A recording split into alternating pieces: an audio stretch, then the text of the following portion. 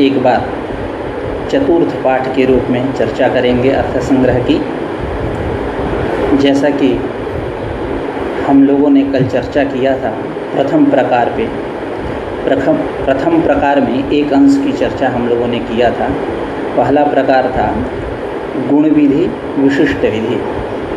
तो गुण विधि के विषय में हम लोगों ने चर्चा कल किया था।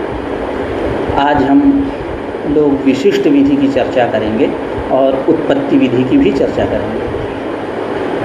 तो कल एक बार पुनः भूमिका बना दी जाए। गुण विधि के विषय में कहे थे, यत्र कर्म मानांतरेण प्राप्तम तत्र तदुद्देशेन गुणमात्रम विधत्ते। जैसे अग्निहोत्रम जुहुयात् स्वर्ग कामः, इस वाक्य के द्वारा कर्म की प्राप्ति है। दधना जुहोत के द्वारा केवल गुण का विधान होता है, इसलिए वो गुण विधि है। अब विशिष्ट विधि पे चर्चा करते हैं। विशिष्ट विधि क्या है? तो यत्र तु उभयम अप्राप्तम तत्र विशिष्टम विधत्ते। उभयम यानी अंगी और अंगम, ऐसा लेना है। अंगी और अंग, यूँ कह ले कर्म और गुण या गुण और कर्म। तो इन दोनों की अप्राप्ति होने पर किसी प्रमाणांतर के द्वारा, जैसा कि गुण विधि में क्या था कि कर्म की मानांतर के द्वारा प्राप्ति थी, अग्निहोत्रम जुहुयात् स्वर्ग कामः के द्वारा, लेकिन ऐसा यहाँ न हो।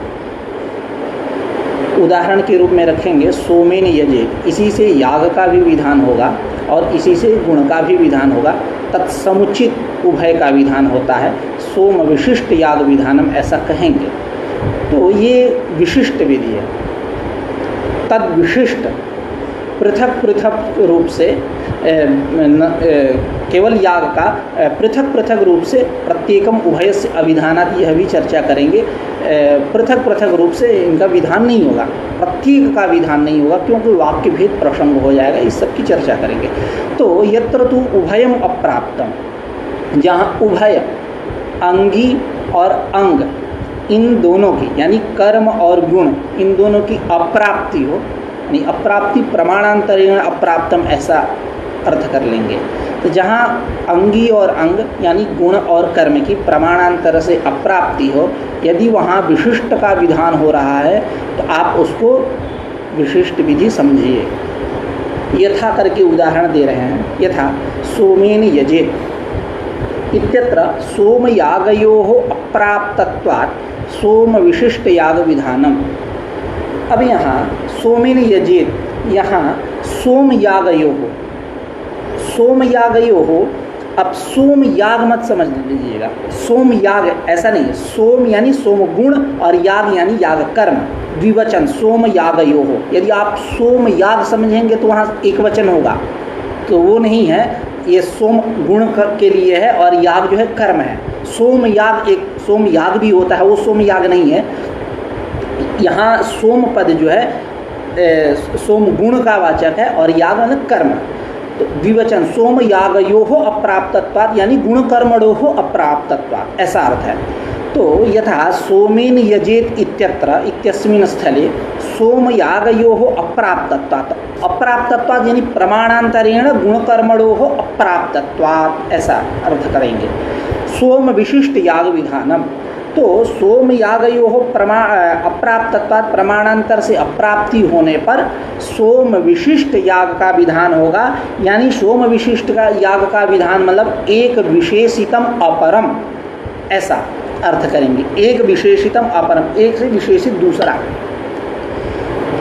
और आगे कह रहे हैं ग्रंथकार लोगाक्षी भास्कर कि सोम पदे, क्योंकि चर्चा तो उसी पे करनी है।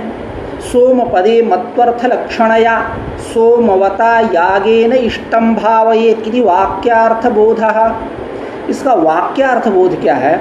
तो सोमवता यागेन इष्टम, तृतीया सोमवता, तृतीया एक वचन, यागेन भी तृतीया एक वचन। सोमवता यागेन इष्टम भावयेत् इति वाक्यार्थ बोधः, यह इसका वाक्यार्थ बोध होगा। कैसे?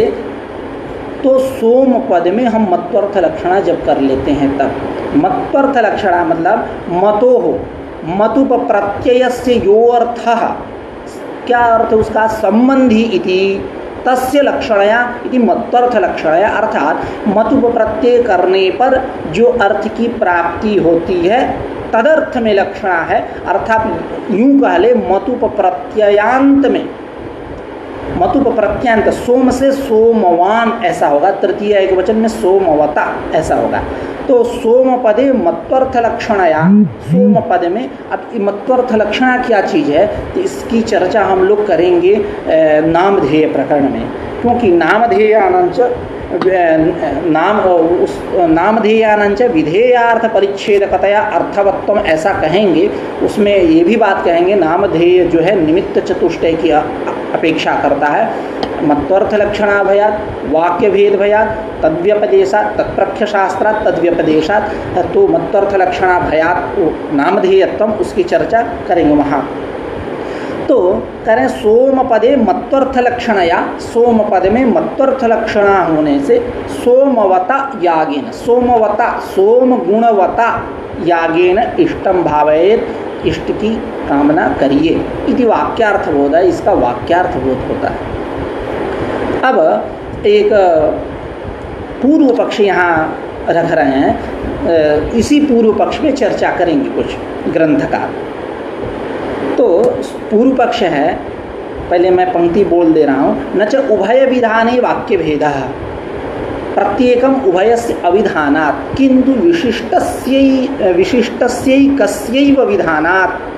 ठीक है, तो करें न च उभय विधाने वाक्य भेदः, पूर्व पक्षी कहा कि यहाँ उभय का विधान यदि करें, उभय का विधान करें यानी सोम गुण का भी विधान करें, सोम याग का भी विधान करें तो वाक्य भेद होगा। वाक्य भेद यह भी नामधेय के अंतर्गत आता है, जिसे चित्रया यजेत पशु कामः करके वहाँ कहते हैं कि चित्रया यजेत पशु कामः, यहाँ जो है चित्रा जो है याग नामधेयम कर्म नामधेयम, कर्म नामधेय है। उसकी थोड़ी सी चर्चा कर लेते हैं हम लोग, क्योंकि वाक्य भेद भया, वाक्य भेद क्या है। तो चित्रया यजेत पशु कामः, पशु की यदि कामना है तो चित्रया यजेत, चित्रा नामक याग करिए। इत्यत्र चित्रा शब्दस्य कर्म नामधेयत्वम वाक्य भेद भयात्, वाक्य भेद न हो जाए, वाक्य भेद के डर से चित्रा शब्द जो है वो कर्म नामधेय है, याग का नामधेय है, कर्म नामधेय ध्येयत्वम यानी याग नामधेयत्वम, याग का नाम है। तथा ही पद करके उसी को बदला रहे ग्रंथकार, नतावदत्र गुण विशिष्ट याग विधानम, यहाँ गुण विशिष्ट याग का चित्रया यजित पशु कामः, यहाँ चित्रा गुण विशिष्ट याग का विधान न संभवती, क्योंकि दधि मधु पयो घृतम धाना उदकम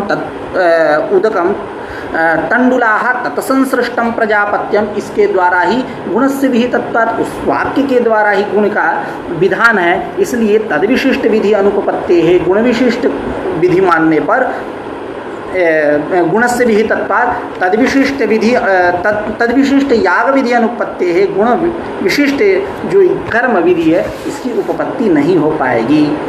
इस प्रकार आगे कहते हैं कि यागस्य फल संबंधे गुण संबंधे च विधीयमाने याग वाक्य भेदा, याग का फल के साथ संबंध गुण के साथ संबंध करके विधान करें तो वाक्य भेद होगा, इसलिए वहाँ वाक्य भेद के डर से कर्म नामधेयता माने चित्रया यजित पशु काम है, यहाँ चित्रा शब्द से कर्म नामधेयत्व वाक्य भेद भया। तो कह रहे हैं कि यदि यहाँ सोम का भी विधान करो और सोम गुण का विधान करो और याग का भी विधान करो, उभय विधान करेंगे तो क्या होगा, वाक्य भेद होगा एक ही वाक्य से। तो कह रहे न च उभय विधान ही वाक्य भेद, न ऐसा आप नहीं कह सकते पूर्व पक्षी कि उभय की विधान होने पर वाक्य भेद होगा, होगा उभय का विधान, लेकिन किस प्रकार से होगा, तो कह रहे हैं उसी को कि प्रत्येकम उभयस्य विधानात्, प्रत्येकम उभयस्य, इन दोनों में से प्रत्येक का विधान नहीं हो रहा, किंतु विशिष्टस्यैकस्यैव विधानात्, विशिष्टस्य एकस्य एव विधानात्, विशिष्ट एक का ही विधान हो रहा है, सोम विशिष्ट याग का विधान हो रहा है। अर्थात विशिष्टम नाम एक विशेषितम अपरम, तब विशिष्ट का विधान हो रहा है। पृथक पृथक रूप से विधान जहाँ हो तो वहाँ वाक्य भेद हम मान सकते हैं, यहाँ विशिष्ट का विधान हो रहा है इसलिए वाक्य भेद नहीं है। ऐसा कह रहे हैं कि प्रत्येकम उभयस्य, पूर्व पक्ष हुआ, उभयस्य विधाने वाक्य भेद इति चेत न, क्यों? प्रत्येकम उभयस्य अविधानात्, एक उभयस्य प्रत्येकम अविधानात्, ऐसा अन्वय करिए। इन दोनों में से प्रत्येक का विधान नहीं हो रहा है, किंतु विशिष्टस्य एकस्य एव विधानात्, विशिष्ट एक का ही विधान हो रहा है, अर्थात गुण विशिष्ट, सोम गुण विशिष्ट कर्म का विधान हो रहा है। अब एक पूर्व पक्ष और यहाँ रख रहे हैं कि न च ज्योतिष्टोमेन स्वर्ग कामो यजेत इति विधिना प्राप्त यागोद्देश्येन सोम रूप गुण विधानमेव अस्तु, सोमेन यागम भावयेत इति किं मत्वर्थलक्षणया इति वाच्यम न वाच्यम। अब पूर्व पक्षी यहाँ ये कहा कि ज्योतिष्टोमेन स्वर्ग कामो यजेत, स्वर्ग की कामना है तो आप ज्योतिष्टोम नामक याग करिए। इति विधिना, इस विधि वाक्य के द्वारा प्राप्त यागोद्देश्येन, याग की प्राप्ति हुई, प्राप्ति दिखा रहे हैं। तो याग यानी गुण विधि कह रहे हैं, इनका यही तात्पर्य है पूर्व पक्षी का कि इसको विशिष्ट विधि मानने की क्या आवश्यकता है, गुण विधि मानो ददना जुहोति के समान। जैसे वहाँ अग्निहोत्रम जुहुयात स्वर्ग काम के द्वारा प्राप्ति रही कर्म की, ददना जुहोति से उसका विधान हो रहा है, केवल गुण का विधान हो रहा है। उसी पैटर्न पे यहाँ कह रहे हैं कि केवल गुण का ही विधान करिए, क्यों विशिष्ट विधि मान रहे हैं। तो उसी पे कह रहे हैं कि ज्योतिष्टोमेन स्वर्ग कामो यजेत इति विधिना, इति विधिवाक्येन प्राप्त यागोद्देश्य, याग की प्राप्ति रहेगी और उसको उद्देश्य करके सोमेन यजेत, इस वाक्य के द्वारा सोम रूप गुण विधान में वस्तु, सोम रूप केवल गुण का ही विधान होवे। और अर्थ जो आप कर रहे थे सोमवता यागेन इष्टम भावयत, उसके जगह पे सोमेन यागे, सोमेन यागम भावयत, ऐसा अर्थ करिए। किम मत्वर्थ लक्षणया, मत्वर्थ लक्षणा करने की क्या आवश्यकता है।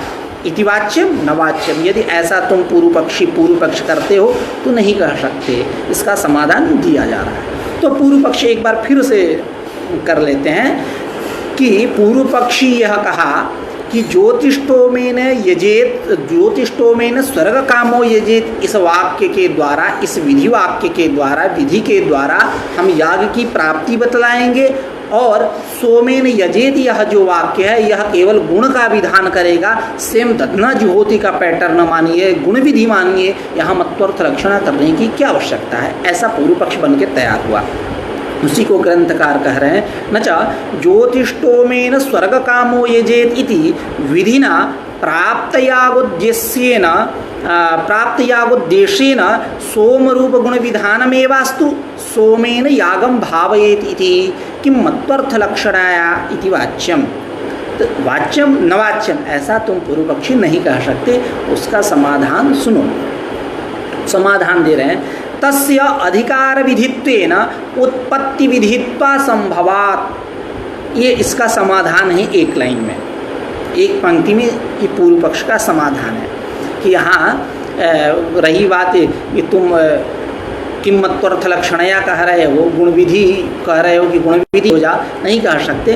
उस पर समाधान दे रहे हो, उस समाधान पे भी प्रश्न होगा, उसकी भी चर्चा करेंगे। तो कह रहे हैं तस्य अधिकार विधित्वेन उत्पत्ति विधित्वा संभवात्, तस्य यानी ज्योतिष्टोमेन स्वर्ग कामः यजेत इति वाक्यस्य इति विधेः अधिकार विधित्वेन, यह अधिकार विधि होने से उत्पत्ति विधित्वा संभवात्, यहाँ उत्पत्ति विधि नहीं है।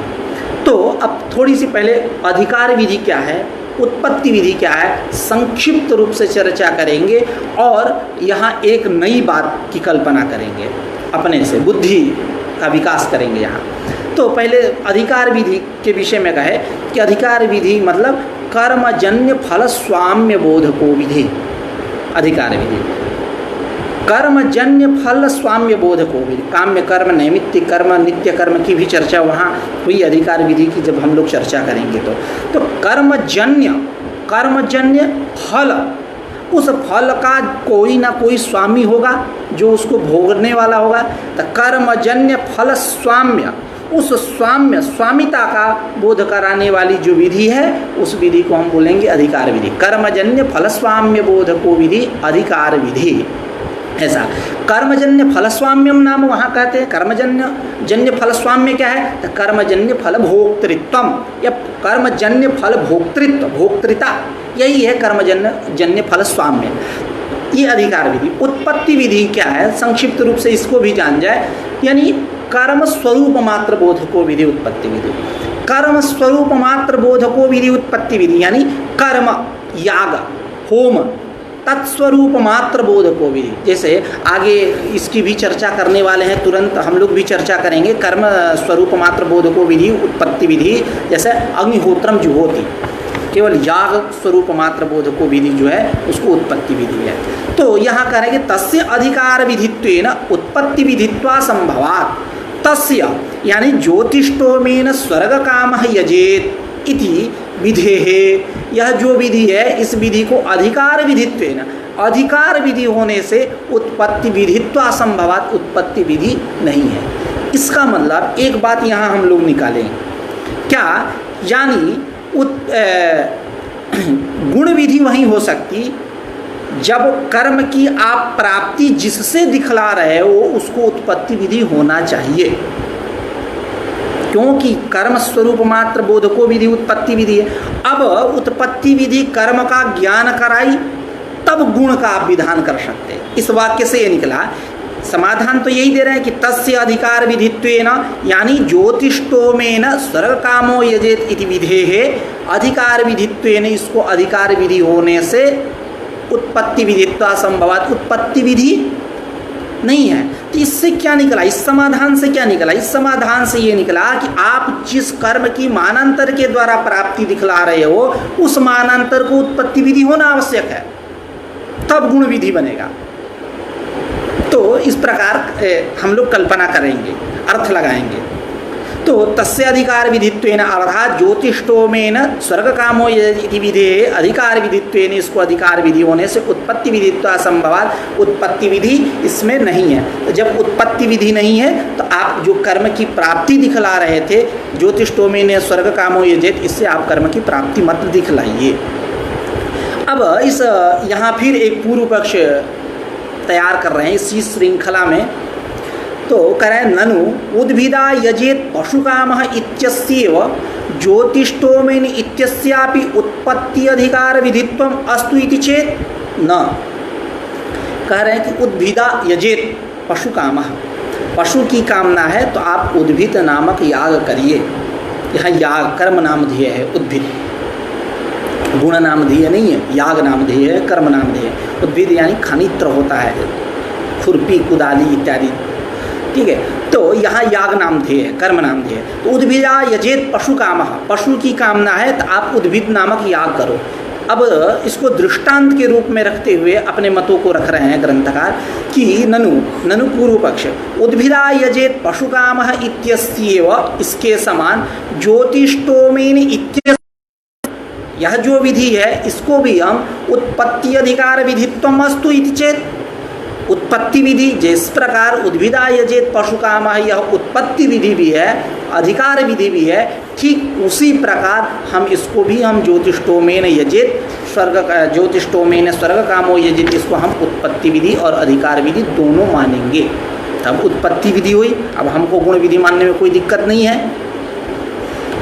तो कह रहे हैं कि तस्य अधिकार विधित्वेन उद्भिदा यजेत पशुकामः इत्यस्यैव, इसके समान ज्योतिष्टोमेन इत्यस्यापि विधेः उत्पत्ति अधिकार विधित्वम अस्तु, उत्पत्ति अधिकार विधि हम मानेंगे। इति चेत न, यानी अभी तक इससे यह बात का गंध आ रहा है कि अभी ये गुण पक्ष में ही है, चल रहा है कि गुण विधि हो जाए।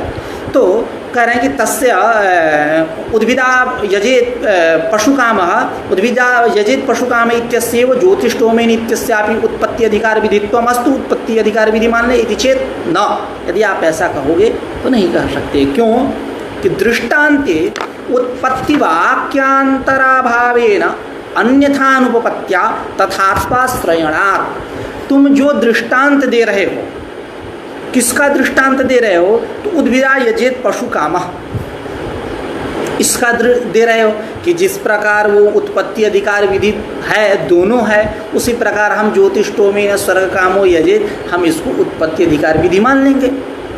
तो कह रहे हैं कि जो आप तुम दृष्टांत दे कर रहे हो, उस दृष्टांत में उत्पत्ति वाक्यांतरा भावेन, उत्पत्ति विधि परक कोई वाक्य न होने के कारण अन्यथानुपपत्त्या, अन्यथानुपपत्ति होने पर, अन्यथानुपपत्ति होने पर यानी अगत्या, अगतिक गति, जिस किसी की, जैसा कि एक प्रसंग सुना दे रहा हूँ। काशी की परंपरा थी, अधिकांश विद्यार्थी प्राचीन काल में, इस समय नहीं,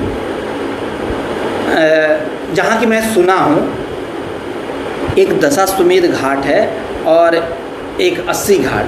तो वहाँ अधिकांश लोग विद्यार्थी, साधु संत महात्मा भंडारा खाते थे। तो दशाश्वमेध घाट पे खिचड़ी मिलती थी, शायद आज भी मिलती है। और मुमुक्षु भवन में पूड़ी का भंडारा होता था।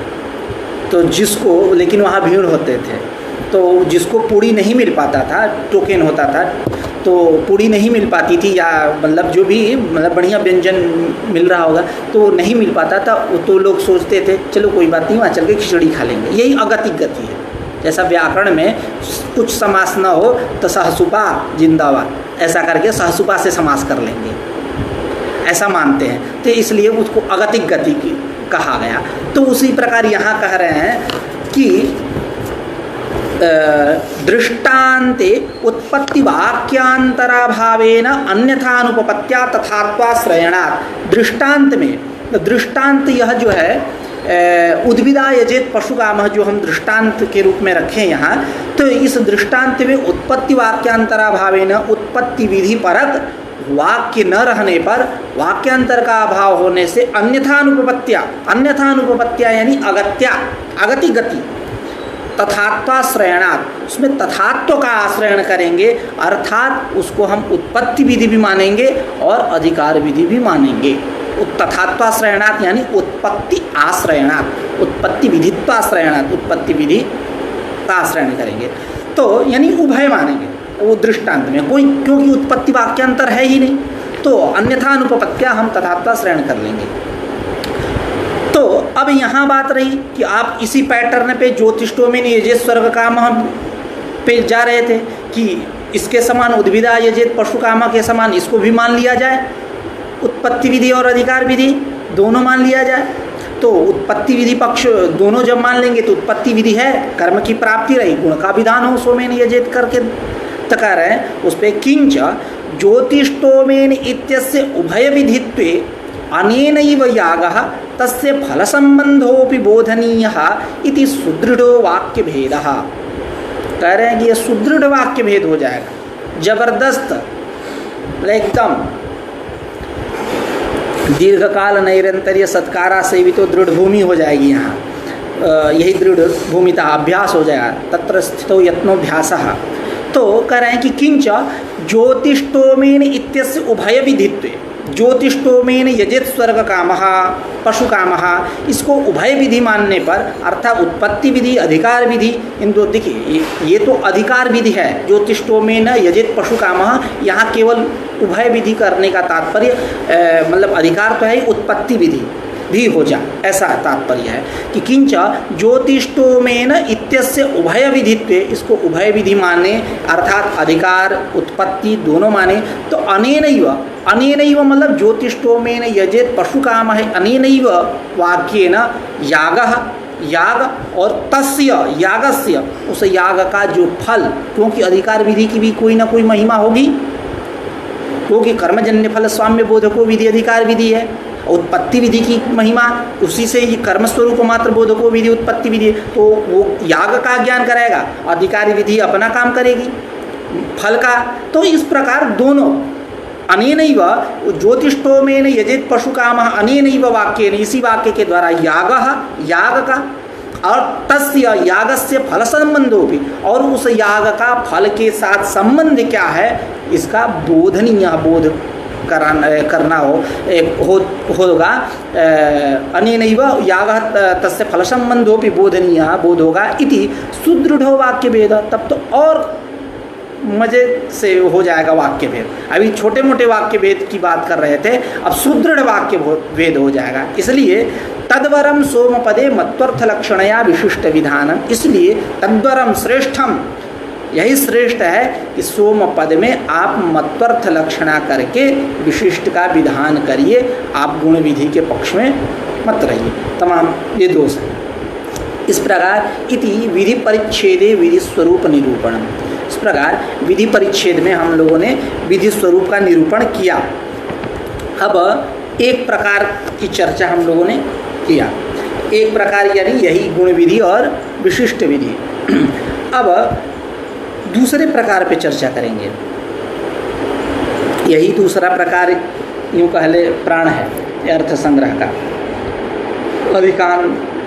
अधिक प्रतिशत जो है अंश इसी में है, उत्पत्ति विधि, विनियोग विधि, अधिकार विधि, प्रयोग विधि के निरूपण में। बाकी वो नियम विधि, अपूर्व विधि, नियम विधि और परिसंख्या विधि छोटे हैं। तो अब कह रहे हैं विधि चतुर्विधा। विधि जो है वो 4 प्रकार की होती है। पुनः अब यहाँ प्रकारांतरेण क्या, तो उत्पत्ति विधि, विनियोग विधि, अधिकार विधि, प्रयोग विधि। लेकिन इन सब की चर्चा जब करेंगे तो प्रयोग विधि की चर्चा पहले कर लेंगे, अधिकार विधि की चर्चा बाद में करेंगे, उसकी हम लोग चर्चा करेंगे बाद में। अभी पहले प्रथमोपस्थित उत्पत्ति विधि की चर्चा करते हैं। तो विधि चतुर्विधा, विधि जो है वो 4 प्रकार की है। उत्पत्ति विधि, विनियोग विधि, अधिकार विधि और प्रयोग विधि। तो उत्पत्ति विधि क्या है, तो कह रहे हैं तत्र यानी तेषु चतुर्षु विधिषु मध्ये, इन जो ये 4 विधि हैं, उत्पत्ति विधि, विनियोग विधि, अधिकार विधि, प्रयोग विधि, इन 4 विधियों में जो कर्म स्वरूप मात्र बोधक विधि है उस विधि को हम उत्पत्ति विधि कहेंगे। कर्म स्वरूप मात्र बोधको विधि उत्पत्ति विधि। कर्म स्वरूप मात्र बोधक, कर्म यानी याग रूप कर्म, होम, केवल उसका कोई गुण इत्यादि की चर्चा ना करना। कर्म स्वरूप मात्र बोधको विधि, केवल कर्म स्वरूप, याग स्वरूप मात्र बोधको विधि उत्पत्ति विधि। जैसा कि उदाहरण में दे रहे हैं, उदाहरण के रूप में अग्निहोत्रम जुहोति, अग्निहोत्रम जुहोति यानी अग्निहु दाना दनयो हो, हवन करना, दान और अदन भक्षण। तो अग्निहोत्रम जुहोति, अग्निहोत्रम जुहोति यानी अग्निहोत्र नामक याग कर रहा है, ये उसका उदाहरण है। अब इसमें कह रहे हैं अत्र च विधौ कर्मणः करणत्वेन अन्वयः।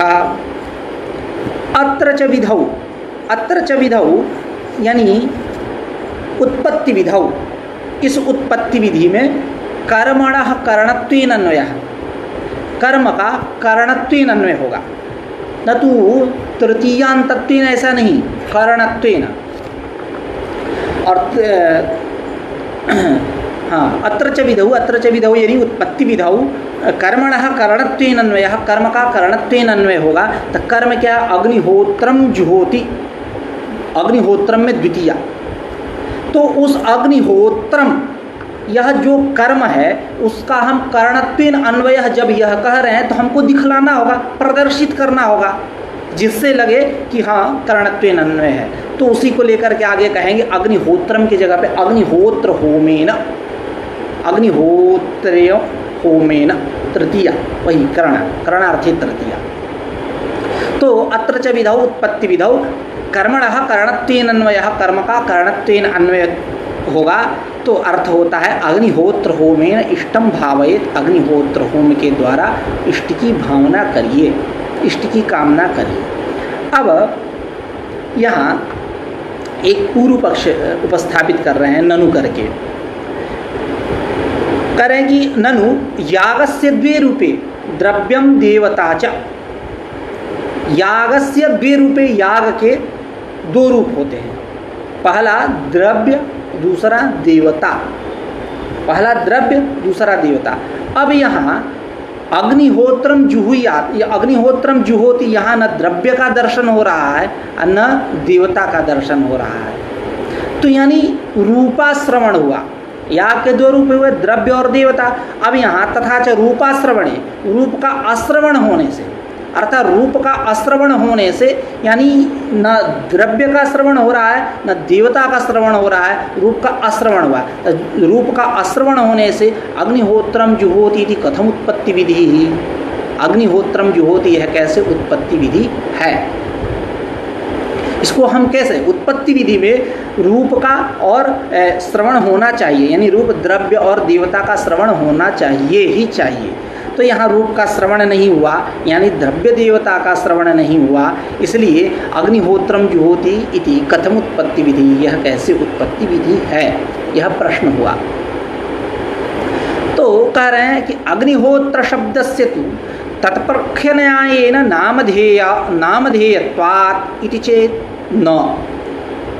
वस्तुतः अग्निहोत्र शब्द जो है तत्प्रख्य न्यायेन, तत्प्रख्य शास्त्रात्, ये भी नामधेय में एक निमित्त है, तत्प्रख्य शास्त्रात् करके, जैसे मत्वर्थ लक्षणा भयात उसी प्रकार तत्प्रख्य शास्त्र भयात, वाक्यभेद भयात, नाम तद्व्यपदेशात नामधेयत्व मानते हैं, उसी प्रकार वस्तुतः अग्निहोत्र शब्दस्य तु तत्प्रख्य न्यायेन नामधेयत्वात्, अग्निहोत्र शब्द जो है यह तत्प्रख्य न्याय के द्वारा नामधेय होगा, अर्थात याग का नाम होगा, यानी वेदांग होगा, ये विधि नहीं होगा। ऐसा इति चेत न, यदि आप ऐसा कह रहे हो तो नहीं कह सकते। तब क्या हुआ कि फिर से एक बार चर्चा करते हैं कि याग के दो रूप द्रव्य और देवता, यहाँ प्रकृत स्थल में अग्निहोत्रम जुहोति, इस प्रकृत स्थल में रूप का श्रवण न होने से, द्रव्य और देवता का श्रवण न होने से अग्निहोत्रम जुहोति, यह कैसे उत्पत्ति विधि होगी। यदि तुम कहो कि अग्निहोत्र शब्द जो है तत्प्रख्य न्याय से नामधेय है, वेद का अंग है, वेदांग है, नामधेय कर्म नामधेय है, यह विधि नहीं है, तो आप नहीं कह सकते इति चेत न। अब थोड़ी सी चर्चा हम करते हैं तत्प्रख्य शास्त्र क्या है। तो तस्य प्रख्यापकस्य गुणस्य प्रापकस्य ऐसा करके वहाँ लिखे हैं, तो उसकी हम लोग थोड़ी सी चर्चा कर लेते हैं, तत्प्रख्य शास्त्र क्या है, उसके बाद चर्चा करेंगे। तो तत्प्रख्य शास्त्रात् नामधेयत्व, तो कह रहे हैं कि अग्निहोत्रम, वहाँ उदाहरण दिए, अग्निहोत्रम जुहोति इत्यत्र अग्निहोत्र शब्दस्य कर्मनामधेयत्वं तत्प्रख्य शास्त्रात्। अग्निहोत्रम जुहोति, यहाँ जो अग्निहोत्र शब्द है यह कर्मनामधेय है, याग का नामधेय है, हेतु क्या दिए, तत्प्रख्य शास्त्रात्, तत्प्रख्य शास्त्र से। अब उसी को तत्प्रख्य शास्त्रात् का निर्वचन करते हुए कहते हैं कि तस्य यानी गुणस्य प्रख्य यानी प्रख्यापकस्य यानी प्रापकस्य शास्त्रस्य विद्यमानत्वात्, ये तत्प्रख्य शास्त्रात् का अर्थ किए कि तस्य यानी गुणस्य, प्रख्यापकस्य यानी प्रापकस्य शास्त्रस्य विद्यमानत्वात्, ऐसा। अग्निहोत्र शब्द कर्म नामधेयम इति यावत्, इस प्रकार ये तत्प्रख्य शास्त्र से अग्निहोत्र शब्द जो है कर्म नामधेय है, याग का नामधेय है, याग का वाचक है, इति यावत्। अब वहाँ भी पूर्व पक्ष किए थे, अग्निहोत्रम जुहोति, वहाँ भी हुआ, उसको हम चर्चा कर लेते हैं हम लोग कि ननु अयम गुण विधिरेव कुतो नेति चेत न। वहाँ पूर्व पक्षी कहा कि गुण विधि ननु अयम यानी अग्निहोत्रम जुहोति, इसको गुण विधिरेव कुतो नेति, गुण विधि क्यों न माने जाए, इति चेत न, यदि आप ऐसा कह रहे हो तो नहीं कह सकते, यह गुण विधि नहीं है। क्यों कि पहले आप उस इति चेत न समाधान देते हुए कह रहे हैं कि यदि अग्नौहोत्रम अस्मिनिति सप्तमी समासम आश्रित्य होमाधारत्वेन अग्निरूपः गुणो विधेयः तदा यदा हवनीये जुहोति इत्यनेनैव अग्नेः प्राप्तत्वा तद्विधान अनर्थक्यम। दो समास, एक अग्नौहोत्रम इति अग्निहोत्रम सप्तमी, एक अग्निहोत्रम इति अग्निहोत्रम। जब हम सप्तमी समास करेंगे उस पक्ष में अग्नि रूप गुण की बात आएगी, जब अग्निहोत्रम की चर्चा करेंगे तो अग्नि चतुर्थ्यंत समास करेंगे तो उस पक्ष में अग्नि देवता रूप गुण, तो करेंगे दोनों ठीक नहीं है। यदि अग्नौहोत्रम अस्मिन् इति सप्तमी समासम आश्रित्य, सप्तमी समास को आश्रयण करके, सप्तमी समास का आश्रयण करके होमाधारत्वेन, होम के आधार के रूप में अग्निरूपः गुण विधेयः, अग्निरूप, अग्नि देवता नहीं, वो चतुर्थी पक्ष में अग्निरूपः गुणः विधेयः, अग्निरूप गुण का विधान करे तदा, तब क्या होगा, यदा हवनीय जुहोति इत्यनेनैव, इस वाक्य के द्वारा ही अग्नेह प्राप्तता, अग्नि रूप गुण की प्राप्ति हो जाएगी, तब उसका विधान तद विधान अनर्थक्यम, उस अग्नि रूप गुण का विधान क्या हो जाएगा, अनर्थक हो जाएगा। यदि अग्नयहोत्रम यह चतुर्थी समास करे, अग्नयहोत्रम इति अग्निहोत्रम, ऐसा चतुर्थी समास करके अग्नि देवता रूप गुण का विधान करे, यह भी आप नहीं कह सकते हो, प्रमाणांतर से प्राप्ति हो जाएगी। उसी को करें अग्नयहोत्रम इति चतुर्थी समासम आश्रित्य, चतुर्थी समास का आश्रयण करके अग्नि देवता रूप गुण अनेन विधेयः अनेन वाक्येन, अग्नि देवता रूप गुण का इस वाक्य के द्वारा विधान हो, अग्निहोत्रम जुहोति इस वाक्य के द्वारा विधान हो, इति चेत न, ऐसा नहीं कह सकते। क्यों कि तद्देवतायाः शास्त्रांतरेण प्राप्तत्वात्, यही तत्प्रख्य शास्त्र हुआ, शास्त्रांतरस्य विद्यमानत्वात्, शास्त्रस्य विद्यमानत्वात्, तो करें तद्देवतायाः यानी अग्निदेवतायाः शास्त्रांतरेण प्राप्तत्वात्, अग्निदेवता का शास्त्रांत, अग्निदेवता रूप गुण का शास्त्रांतरेण प्राप्तत्वा, शास्त्रांतर से प्राप्ति है, इसलिए आप दोनों, तो अब कह रहे हैं शास्त्रांतर क्या है, किम तत्शास्त्रांतरम इति चेत, तो सुन लो, यदग्नये च प्रजापतये च सायं जुहोति, ऐसा कुछ लोग कहते हैं कि ये शास्त्रांतर है, कुछ लोग कहते हैं अपरे तो अग्निर्ज्योति ज्योति अग्नि स्वाहा इति मंत्रवर्ण एव अग्नि रूप देवता प्रापकः, ऐसा। तो इस प्रकार सप्तमी पक्ष अग्नयहोत्रम इति अग्निहोत्रम यह मान करके अग्नि रूप गुण का विधान करे तो ठीक नहीं है। क्यों कि यदावनीय जुहोति से अग्नि रूप गुण का प्राप्ति है, विधान है। यदि अग्निहोत्रम इति अग्निहोत्रम चतुर्थी समास मान करके हम अग्नि देवता रूप गुण का विधान करें तो यह भी आप नहीं कह सकते, उसका शास्त्रांतर के द्वारा प्राप्ति है। इसलिए जो आप पूर्व पक्ष किए थे ननु अयम गुण विधिरेव कुतो नेति, यह जो पूर्व पक्ष किए थे कि अग्निहोत्रम जो होती इसको गुण विधि ही माना जाए, यह जो आपका पूर्व पक्ष था वो खंडित हुआ, चेत न का, ये मतलब आप ऐसा नहीं कह सकते। तो इस प्रकार तत्प्रख्य शास्त्र से हम लोग अवगत हुए। ये चर्चा करने का यही तात्पर्य है कि तत्प्रख्य शास्त्र का क्या स्वरूप है हम लोग समझ गए। तो अब यहाँ वो कह रहे हैं कि यागस्य द्वे रूपे, याग के दो रूप हैं, एक द्रव्य दूसरा देवता।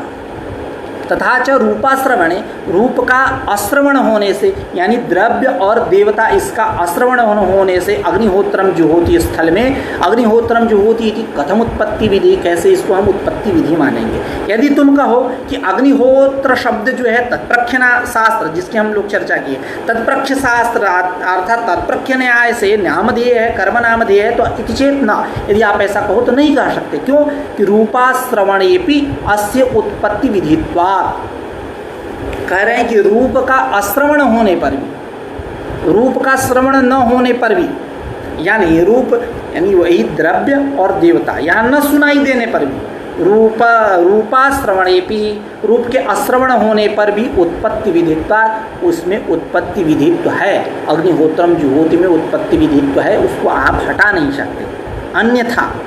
अन्यथा करके समाधान दे रहे हैं। अन्यथा रूपाश्रवण ददना जुहोति इति अयमेव उत्पत्ति विधि, यदि आप मानो कि जहाँ रूप का श्रवण है वही उत्पत्ति विधि है, तो अन्यथा मतलब आप क्या बोलते हैं, अन्यथा मतलब यही कि रूपाश्रवणे रूप श्रवणे एव उत्पत्ति विधि इति भवद्भिः स्वीक्रियते चेत, यदि रूप का श्रवण हो, द्रव्य और देवता का श्रवण हो, तभी यह उत्पत्ति विधि है। यदि आप ऐसा मानोगे तब क्या होगा, रूप श्रवणात् दधना जुहोति, दधना जुहोति, अभी दधि क्या है, गुण यानी द्रव्य, अब यहाँ रूप का श्रवण हुआ, अब हो जाए उत्पत्ति विधि, ऐसा थोड़े है, ये उत्पत्ति विधि नहीं है। अन्यथा यानी आप कहोगे कि रूप के श्रवण होने पर ही उत्पत्ति विधित्व है, यदि ऐसा मानोगे तो रूप श्रवणात् दधना जुहोति इति अयमेव उत्पत्ति विधि स्यात्, यही उत्पत्ति विधि हो जाए।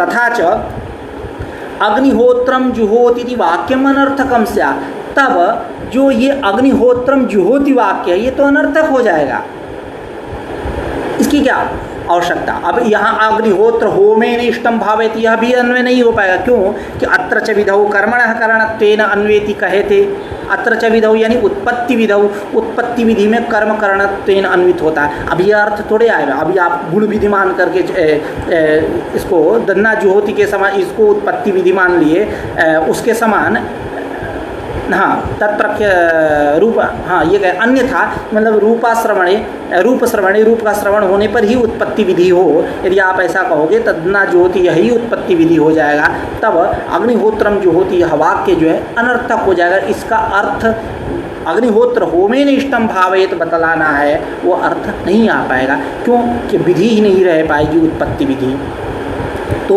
उत्पत्ति विधि नहीं रह पाएगी। तो वहाँ जो ऊपर कहे थे अत्र च विधौ कर्मणः करणत्वेन अन्वेति कि उत्पत्ति विधि में कर्म करणत्वेन अन्वित होगा, यहाँ थोड़े हो पाएगा कर्म करणत्वेन अन्वित। तो अर्थ क्या होगा, अग्निहोत्रम जो होती ऐसा अर्थ होगा। इति वाक्यम अनर्थकम स्यात्, यह वाक्य जो है यह अनर्थक हो जाएगा। अब इस प्रकार इति उत्पत्ति विधि प्रकरण, यह उत्पत्ति विधि प्रकरण पे हम लोगों ने चर्चा किया। अब उत्पत्ति विधि के बाद द्वितीय विधि है उत्पत्ति विधि विनियोग विधि। इस विनियोग विधि के 6 सहकारी कारण हैं, आगे चर्चा होगी, ग्रंथकार करेंगे। अंग प्रधान संबंध बोधको विधि, विनियोग विधि, अंग प्रधान, इन दोनों के बीच में जो संबंध है उपकारी उपकारक भाव संबंध, उस संबंध का बोधक जो विधि है उस विधि को हम बोलते हैं विनियोग विधि। जैसा कि उदाहरण देंगे ददना जुहोती। एक थोड़ी सी चर्चा यह कर ली जाए, इस विनियोग विधि के 6 सहकारी कारण हैं, कहेंगे आगे। एतस्य विधेः सहकारी भूतानि षट्प्रमाणानि श्रुतिलिंग वाक्य प्रकरण स्थान समाख्यारूपाणि। जैसा कि सूत्र है श्रुतिलिंग वाक्य प्रकरण स्थान समाख्यानम समवाय पारदौर्बल्यम अर्थ विप्रकर्षा। तो ये श्रुति क्या है, लिंग क्या है, तो निरपेक्षुरव श्रुति। लिंग क्या है, तो लिंग के विषय में कहेंगे कि हाँ शब्द सामर्थ्यम लिंगम, और लिंग के बाद क्या वाक्य समव्यवहारो वाक्यम इत्यादि चर्चा करेंगे। श्रुति लिंग वाक्य प्रकरण स्थान समाख्या, यह विनियोग विधि के 6 सहकारी कारण हैं। ठीक इसी प्रकार प्रयोग विधि के भी 6 सहकारी कारण होते हैं। कौन कौन? श्रुति, अर्थ, पाठ, स्थान, मुख्य और प्रवृत्ति।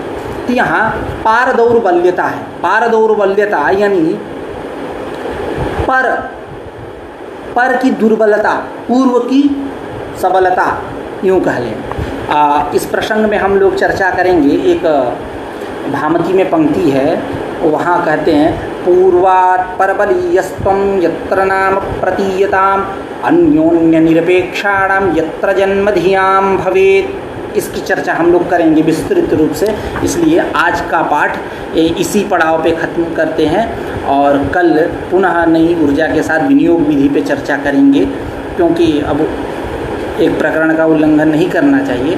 तो कल इस पे विनियोग विधि पे विस्तृत चर्चा करेंगे। आज के लिए नमस्कार।